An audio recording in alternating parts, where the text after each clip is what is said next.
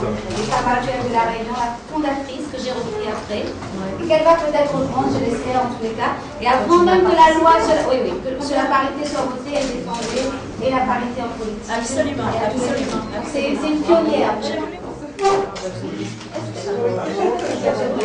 vice-présidente de la Continuez comme ça, vous faites du très bon travail. Merci beaucoup. Très bien. Alors ça me touche d'autant plus. Bien. Responsable du conseil général, ça c'est bien. Il y a beaucoup de misère, mais les maires sont là pour. C'est tout le quartier. Bonjour les maires, bonjour. Vous allez bien? Oui, ça va. Ça va beaucoup? Les mamans.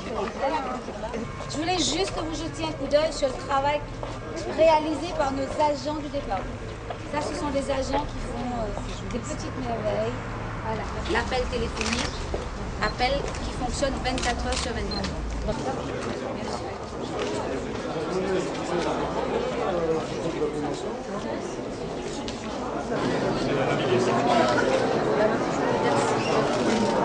Décidément, elle aura eu.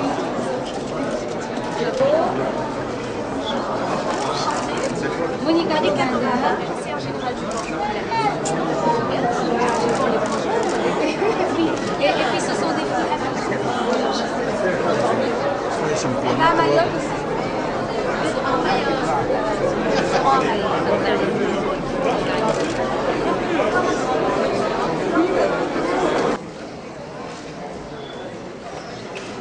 Le département que je préside avec l'ensemble de mes conseillers généraux, dès l'année 2004, a engagé et a affiché en tous les cas notre volonté, notre engagement à se doter d'un plan de cohésion sociale et de lutte contre les violences faites aux femmes.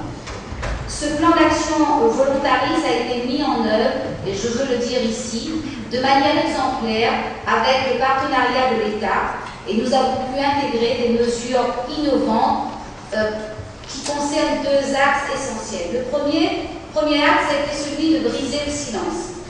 Il y a trop de violence autour de nous, mais comment permettre à ceux qui n'ont pas les mots MOTS de s'exprimer, de dire ce qu'ils éprouvent, et comment, dans un deuxième temps, accompagner les victimes. On a donc eu l'idée, monsieur le préfet, les services de l'État, la grâce, avec les associations, avec le partenariat, la mise en commun des 3 numéros d'appel qui existaient pour n'en fonder qu'un seul, le numéro 115, destiné donc aux appels non seulement des femmes victimes de violences, mais aussi des enfants victimes d'abus, et puis de tous les publics précaires. Un seul numéro d'appel qui aujourd'hui est mis à disposition.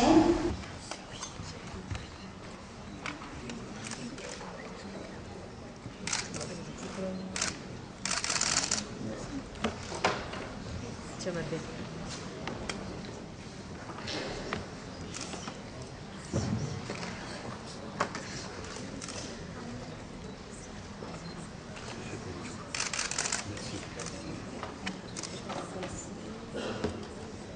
L'État, je vous rassure, sera aussi présent. Le numéro d'appel 115 que vous avez installé au sein même de votre assemblée, l'espace réservé à l'accueil des victimes que j'ai eu l'honneur de visiter à l'instant, trop court pour moi. Je n'ai pas malheureusement eu le temps de discuter avec les femmes qui étaient présentes, et je le regrette sincèrement parce que je suis très attachée justement à ces équipes-là. Je ne doute pas, tant que femme et responsable politique, que vous engagez personnellement dans ce combat qui est celui de la dignité des femmes. Je sais que vous réussirez. La mise à disposition d'un travail social auprès des services en charge de la sécurité va également dans le bon sens. Faut-il le démultiplier? Certes, mais il nous faut trouver une modalité. Cela participe d'un renforcement des liens entre la population, la police et la gendarmerie nationale, qui ne doivent plus être vus que sous le seul angle de la lutte contre la délinquance. La police comme la gendarmerie sont des services utiles au bien-être de tous et sont avant tout au service des citoyens.